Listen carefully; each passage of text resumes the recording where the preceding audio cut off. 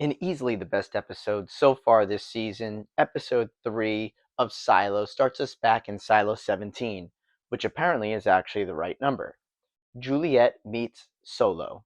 That's not his real name, but he uses it because he's been there by himself for so long.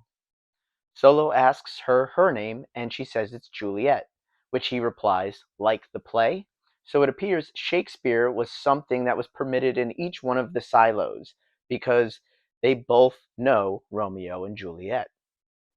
When Solo asks where she came from, she says outside another silo, and he's not surprised. In fact, his response was, "What silo? There are 50." But Juliet doesn't know what number silo was given to her silo, because all of this is fairly new to her. The most interesting part of their conversation was when Solo talked about his people, that they weren't forced to go out, but they went out on their own. He said it was a nice day, and then verbatim says, "But then that dust started to blow again." And I guess that means that the poison came and killed them all. Juliet says that everyone that goes outside dies within 3 minutes. How did they make it longer? I'm not sure what you thought about this, but the writers wouldn't have included this unless it was important. Do you think that the poison levels outside are being controlled by some outside source? Maybe by the founders or whoever created the silos? Is this whole world really toxic, or is it just around the silos? And is that even based on the needs? Could the whole thing be in some kind of dome or controlled environment? Okay, sorry for hammering you with questions, but this seems really fishy, and I want to get to the bottom of it. As a reminder, I have not read the books, so there are no spoilers in this video, only my theories. But I can't help but notice that the second book of the trilogy is named Dust, which is the exact word Solo used. Solo continues to tell us that he isn't Russel, someone we heard about in the first episode, who was Silo 17's head of IT, but that Russel put Solo in the vault and said never let anyone in the vault, ever. So Solo was the shadow for Russel. And I'm just going to get this out of the way now. If I accidentally say Solo instead of the word Silo, or Silo instead of the name Solo, I apologize. This is going to happen. It's inevitable. He brought up Ron Tucker and how he was a cleaner from Silo 17. He said that Ron was sent out to clean, and he didn't clean. Instead, he wrote lies in dust on the camera lens and then walked away. We see later a Ron Tucker Lives graffiti. And as we know, this is very similar to what Juliet did. Knowing that what Ron did is what started the revolution in their silo, even though Juliet didn't write the word lies, Juliet is now aware that she may have sent her silo to the same fate. Teddy, one of the conspirators to the revolution, is taken by judicial raiders for the graffiti JL on the walls. This sparks outrage in the Down Deep. Bernard takes Judge Meadows to the vault, and we see Bernard type in more of the passcode for entry. Not quite sure why they keep showing us the password, but it looks like we see two more numbers potentially, a 2 and a 8 maybe. So right now the passcode from what we've seen is a 2839. I don't know. Still means nothing to me, but let me know if you see any patterns. They talk about the order and the graffiti and how the order says you need to punish those who do it. They didn't actually see Teddy do the graffiti down deep because they've destroyed all the cameras. Meadows is confused on how they knew about the cameras and how Juliet figured out about the cameras. Bernard simply says, "As far as I can tell, she simply figured it out." Sounds simple enough to me. Bernard says that she was caught with a hard drive when Meadow pushes Bernard if she asked to really go outside. While he says she was caught with a hard drive, he also doubles down on the fact that yes, in fact, Juliet did say she wants to go outside. Meadows' advice is to release Teddy to show mercy and then arrest someone from the mids or the up top, and then asks if Juliet could have survived in Silo 17. Bernard says he doesn't think so because Silo 17 has been dead for over 25 years. Bernard meets up with Sims and asks about the people he pulled in. and Sims says that they're put on medication. These people are whoever happened to be looking at the screen when Juliet broadcasted the Jane Carmi video. We've seen what it looks like to be medicated last season. That was with Gloria, which actually didn't seem too bad, but I think it's kind of a death sentence. I don't think you return from being medicated. Then he asks about Patrick Kennedy and Danny Blythe, the two that helped Juliet broadcast the video from the hard drive last season. Sims says that they're both in judicial seclusion, but not yet medicated. And holy hell, is judicial seclusion horrifying. A completely chained and hooded Patrick Kennedy is interrogated by Sims. Patrick Kennedy says that once they took Doris from him, they really can't do anything else to him, and rather than helping or be afraid, he's a bit defiant. Sims says there's a drug he can take that can make him forget.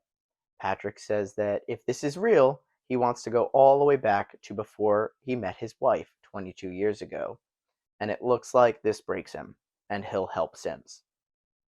Meadows has Billings over, and they stare at relics in her apartment. I think this one is one of those ring frisbees that I used to have as a kid. I'll put a link to one in the description below if you want to go buy one. She asks Billings if he thinks that Julia asked to go outside. Billings responds that he's talked to 4 out of the 5 officers that were there, and they all so far have said they heard her say she wants to go outside. Billings is going to talk to the final person, which I believe is one of the raiders that he taught the pack to. Let me know if this is right. He also somewhat unnecessarily tells Meadows that he has the syndrome. She says that she's aware and that it's not really that big of a deal. She says her theory about the syndrome is that it's not some kind of blood disorder, but it's actually the human body rejecting an unnatural situation. Humans are not meant to live underground. And then she asks Billings to see the Juliet file once he finishes it. Once Billings talks to the 5th raider, and she says that she was just focusing on her job and didn't hear what Juliet said, Billings visits Meadows, and Meadows is shocked to hear that not only did this raider not hear Juliet say, "I want to go outside," that Juliet denied saying she wanted to go outside to Billings once they met on the landing. She says that she'll handle it from here. She then goes back to her apartment and grabs a projector that's disguised as a square decoration, and she watches home videos of parents playing with their children on the beach or riding horses. Who are these people? They must have been from well before the time that the world was toxic, so I can't imagine she knows who any of these people are, but I guess we'll find out. Solo left something outside of the vault, and it turns out it's chicken stew for Juliet. She eats it, and then they talk about the suits. Juliet is trying to make a suit to go back to her silo and make sure that they don't all go outside. Solo tries to tell a joke about some supplies being on levels that are underwater, and it kind of falls flat.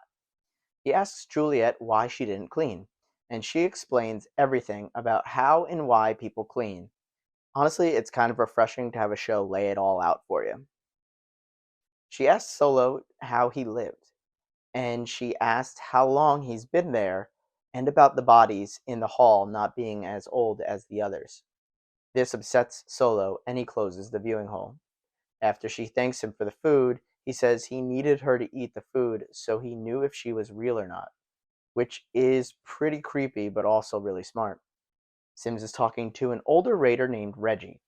Sims says the older raiders are being called back into duty since it's basically under martial law, and Reggie owes Sims a favor. He's going to go down to mechanical, and it's going to be a dangerous situation down there. It also very much seems like Sims knows in sending Reggie down there, he's sending a match into a powder keg. Dr. Nichols meets Phoebe Wells in what looks like an inside park, complete with benches and light posts. He wishes her well on the lottery for her chance to have a baby. Later, he checks out her name in the system and sees that the patient must not have birth control removed. Patient must believe birth control was removed, which we saw happen to Holston's wife, Allison. We also see Phoebe's date of birth is September 13th, 116 AR. I'm assuming AR is after the rebellion. Later in the episode, Dr. Nichols is with Phoebe Wells and her husband. They thank him, knowing that Juliet leaving is why they have a chance for the lottery. Dr. Nickel directly disobeys orders and removes the birth control. You can see how people are starting to disregard the silo's rules, and rebellion is imminent. In the Down Deep, Shirley and her group of protesters demand the freeing of Teddy, which we know Meadows said should happen, but word doesn't travel very fast down there. It also looks like Bernard blatantly disregarded her input. Patrick Kennedy, now free from his torture, throws a Molotov cocktail at the raiders positioned in the Down Deep, and our new friend Reggie shoots him and Cooper, killing them both. Knox and Shirley hold Cooper as he passes. Will this be what brings them together after fighting since Knox turned Juliet over to Judicial? Well, we don't have to wait very long because later in this episode, we see the two talking as they're very upset about Cooper.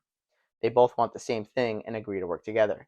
They mention the names on the wall that they saw and that we saw in the first episode, and I very poorly transcribed.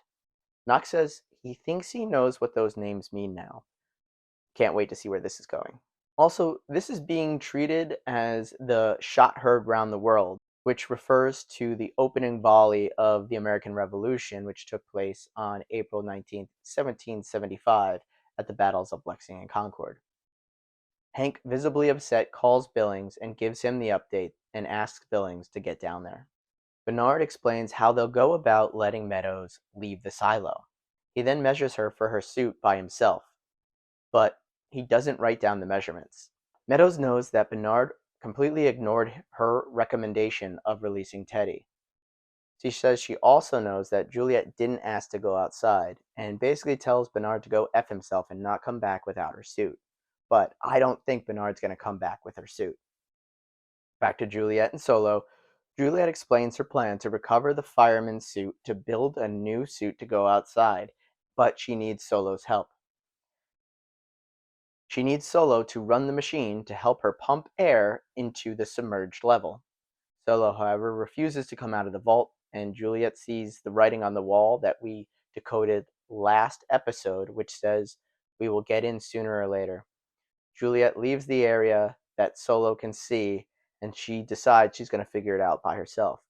But then Solo leaves the vault, and he says he hasn't been out this far ever, which I take to mean since he's locked himself in the vault. As you can imagine, this is very overwhelming for Solo. And personally, for a guy that's been locked up for over 25 years, I don't think he looks that bad. Well, that's all I have. What do you guys think of this episode? I think easily the strongest of the season, and so many fun mysteries to uncover. Do you think that there is some level of the outside world that is safe?